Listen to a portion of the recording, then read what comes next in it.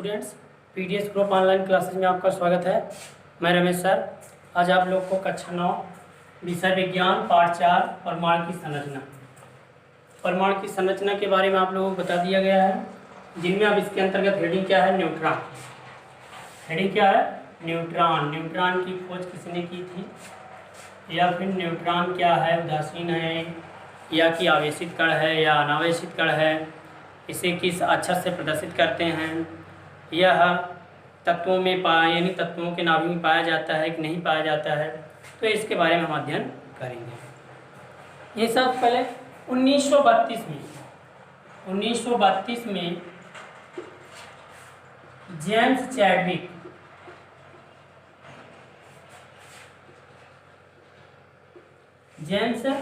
Chadwick ने एक और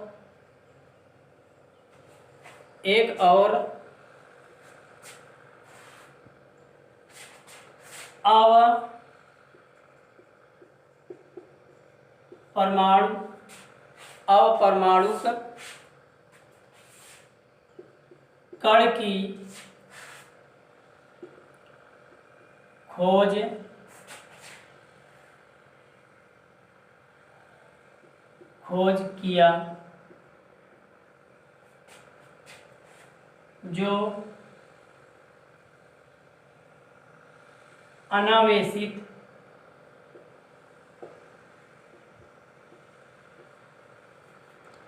जो अनावेशित कण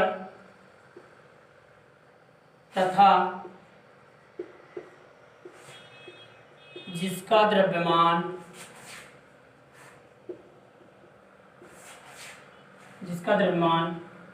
प्रोटॉन के द्रव्यमान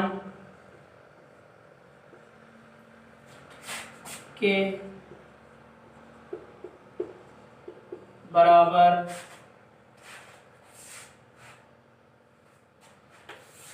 था।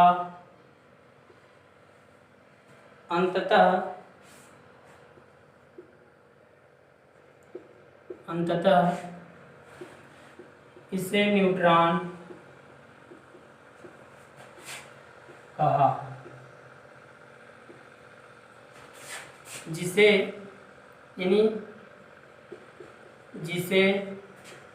n से प्रदर्शित करते हैं। यह हाइड्रोजन में छोड़कर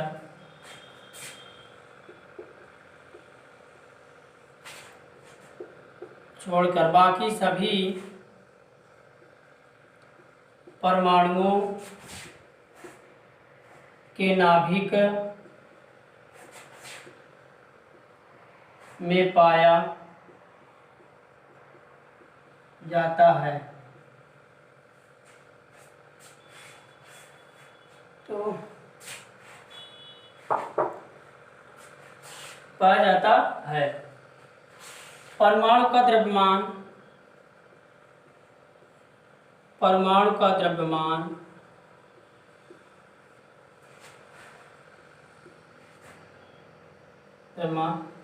प्रोटॉन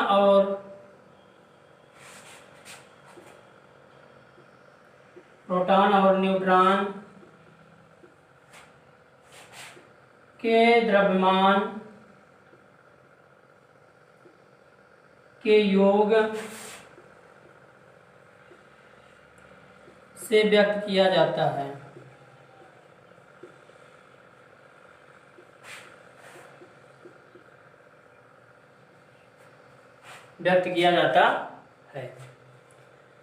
तो हम इसका कुछ एग्जाम्पल यानी उदाहरण देख लेते हैं संरचना बना करके। तो इसके बाद फिर से देख लेते हैं न्यूट्रॉन। सन 1932 में जेम्स चैडविक ने एक और अपरमाणु कण की खोज किया, जो अनावेशित कण तथा जिसका द्रव्यमान प्रोटॉन के द्रव्यमान के बराबर था। अंततः इसे न्यूट्रॉन कहा, यानी इसे क्या कहा? न्यूट्रॉन किया। अनावेशित मतलब क्या था, उदासीन कण। न्यूट्रॉन क्या होता है, ना तो पॉजिटिव होता है ना ही धनात्मक ऋणात्मक होता है, बल्कि क्या होता है, उदासीन कण होता है न्यूट्रॉन। तो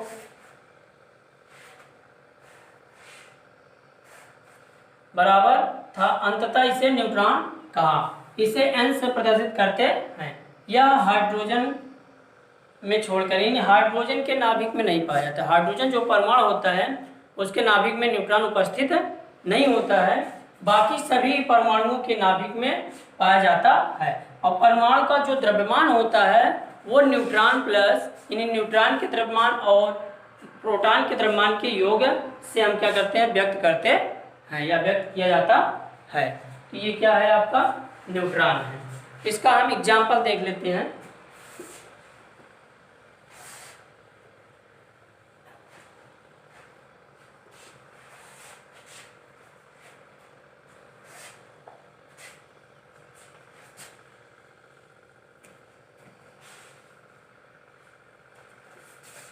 जैसे एग्जाम्पल में हीलियम, हीलियम He होता है 2,4, यानी इसका परमाणु क्रमांक क्या होता है, 2 होता है, अर्थात प्रोटॉनों की संख्या क्या होती है, 2 होती है, और परमाणु भार क्या होता है, 4 होता है, यानी 4 होता है। इसका अगर हम स्ट्रक्चर बनाएंगे इसके नाभिक में, अब देखिए 2 इलेक्ट्रॉन, यानी इसमें ये क्या हो गया, नाभिक हो गया, ये नाभिक हो गया। अब इसमें न्यूट्रॉन और प्रोटॉन, नाभिक में न्यूट्रॉन और प्रोटॉन पाए जाते हैं।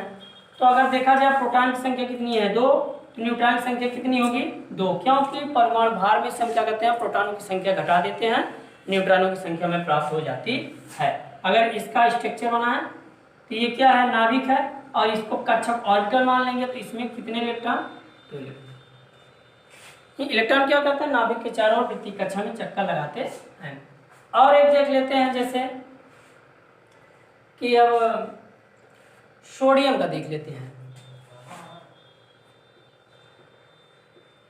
सोडियम यानी 11 और 23, तो सोडियम होता है इसका 11। अब नाभिक में क्या होते हैं, प्रोटॉन प्लस न्यूट्रॉन होते हैं। प्रोटॉन की संख्या 11 है, तो न्यूट्रॉन है इतने में, 23 में 11 घटा दो, कितना आ जाएगा, 12। न्यूट्रॉन की संख्या कितनी होगी, 12। अगर इसका स्ट्रक्चर बनाएं, 2 इलेक्ट्रॉन, इसमें कितने हो जाएंगे, 8,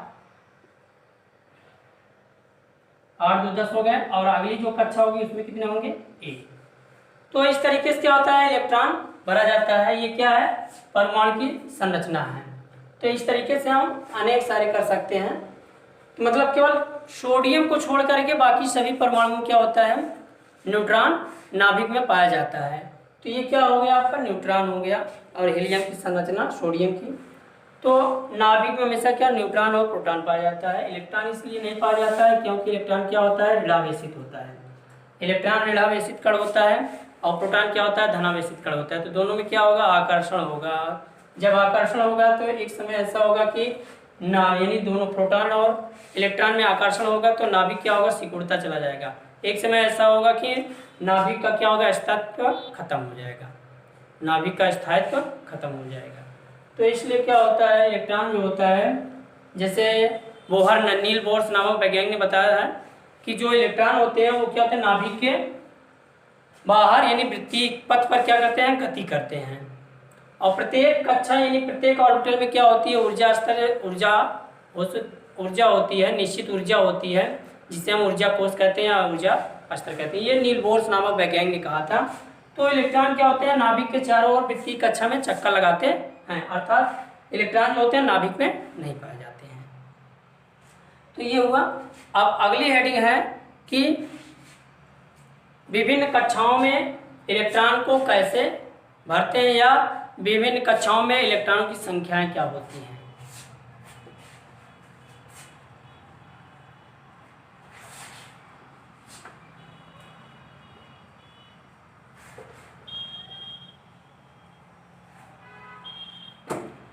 अगली हेडिंग है विभिन्न कक्षाओं में इलेक्ट्रॉनों की संख्या।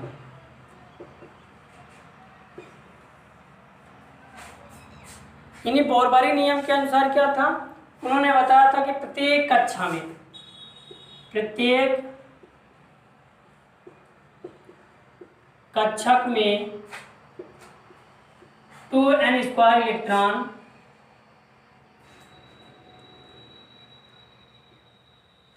इलेक्ट्रॉन भरे जाते हैं।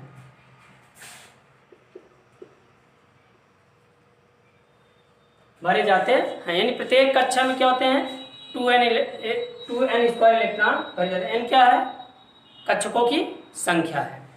तो हम देखते हैं प्रथम कक्षक में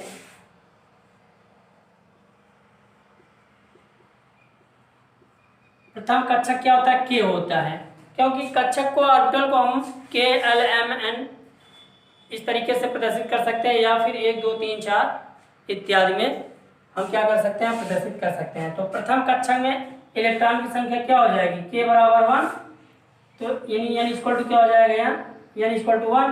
तो अब इसमें देखेंगे तो 2 इंटू क्या हो जाएगा, 1 का स्क्वायर बराबर क्या हो जाएगा, 2 इंटू 1 इंटू 1, अर्थात क्या हो जाएगा, 2 इलेक्ट्रॉन। प्रथम कक्षक में कितने इलेक्ट्रॉन होते हैं, 2 इलेक्ट्रॉन। और द्वितीय कक्षक में देख लेंगे,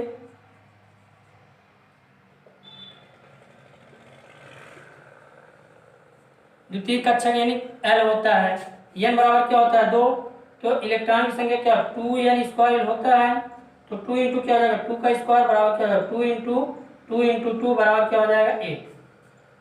कितना हो जाएगा, 8 इलेक्ट्रॉन हो जाएगा। अब अगला हम देख लेते हैं तृतीय कक्षक में।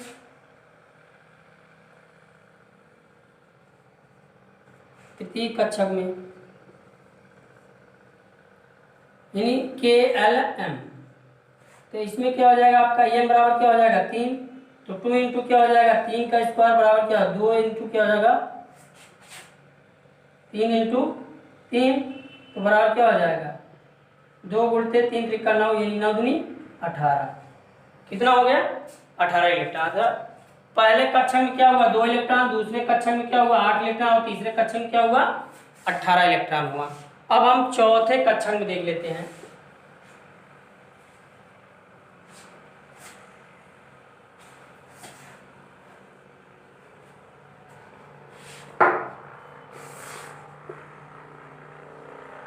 चौथी कक्षक क्या है, KLMN, अर्थात n बराबर क्या है, 4 है, n बराबर 4, तो 2 इंटू क्या हो जाएगा, 4 का वर्ग बराबर क्या हो जाएगा, 2 इंटू 4 इंटू 4 बराबर क्या हो जाएगा, 2 इंटू क्या, 4 4 या 16 बराबर 16 2 या क्या हो जाएगा, 32। कितने हो जाएंगे, 32। तो इस तरीके से क्या होता है, प्रत्येक कक्षक में इलेक्ट्रॉन भरे जाते हैं। तो चौथी कक्षा में कितने इलेक्ट्रॉन होंगे, 32 इलेक्ट्रॉन होंगे। तो इस तरीके से कक्षकों में इलेक्ट्रॉन भरे जाते हैं। अब हम देख लेते हैं कुछ तत्वों के इलेक्ट्रॉनिक विन्यास।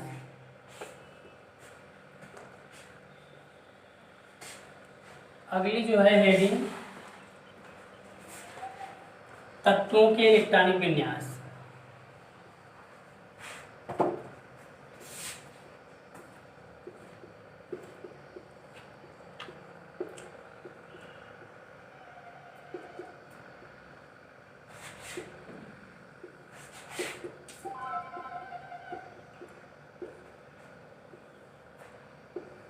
तत्वों के इलेक्ट्रॉनिक विन्यास।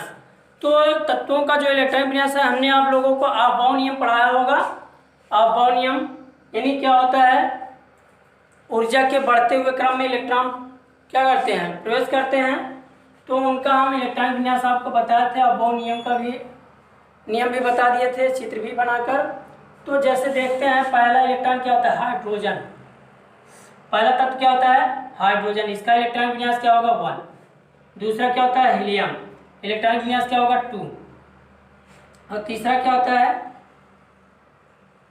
He मतलब Be, सॉरी लिथियम Li, तो इसका क्या 2 और 1 होता है।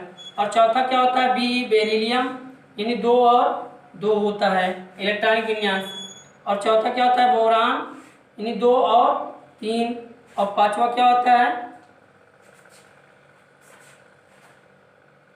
यानी क्या हुआ? Hydrogen, helium, lithium, beryllium, boron. उसके बाद फिर आगे क्या? कार्बन, 2 और 4। ये क्या है? तत्व का नाम है, यानी परमाणु है। और ये क्या है? इलेक्ट्रॉनिक विन्यास है।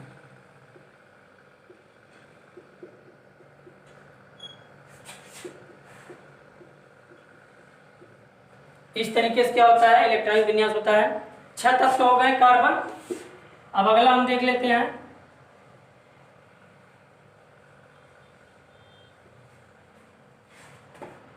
अगला क्या है? जैसे नाइट्रोजन, इसका क्या? 2 और 5। फिर ऑक्सीजन 2 और 6। उसके बाद फ्लोरीन आता है 2 और 7। फिर उसके बाद क्या आएगा? नियान 2 और 8। तो इस तरीके से हुआ। और नियान क्या है? इनके कक्षक क्या है? दोनों कंप्लीट हैं। अर्थात जिसके कक्षक कंप्लीट होते हैं वो क्या होते हैं? अक्रियगत तत्व कहलाते हैं। उनकी संयोजकता क्या होती है? 0 होती है। ऑक्सीडेशन नंबर भी 0 होते हैं। अगला जो एलिमेंट्स है वो है सोडियम। सोडियम का जब इलेक्ट्रॉनिक विन्यास करेंगे 2, 8 और 1। और अगला जो है मैग्नीशियम यानी Mg, इसका है 2, 8, 2। इस तरीके से और देख लेते हैं इसके आगे का।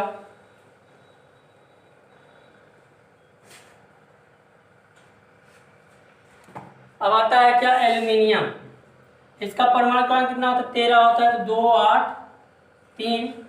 अगला क्या आएगा? सिलिका 2, 8, 4। फास्फोरस आता है 2, 8, 5। उसके बाद सल्फर 2, 8, 6। फिर क्या आता है? क्लोरीन 2, 8, 7। उसके बाद आर्गन आता है 2, 8, 8। ये हो गया। अब इसके आगे देख लेते हैं।